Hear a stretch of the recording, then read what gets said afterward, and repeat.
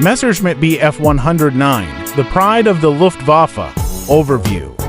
The Messerschmitt Bf 109, often called Me-109, was a German single-seat fighter aircraft developed in the 1930s. It became the backbone of the Luftwaffe's fighter force during World War II and one of the most advanced aircraft of its time. Design and features. Manufacturer: Bayerische Flugzeugwerke, hence the BF in its name. Designer: Willy Messerschmitt.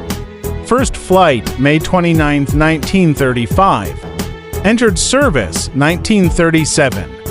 Crew: 1 pilot. Key design characteristics: engine, Daimler-Benz DB601, DB605 liquid-cooled V12 engines. Speed, up to 640 km/h, 398 mph. Range, around 850 km, 528 miles. Armament, 2x machine guns mounted above the engine.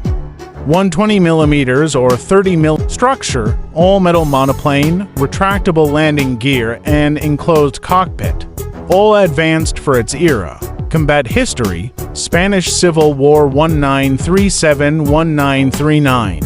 The Bf 109 first saw combat with the Condor Legion in Spain.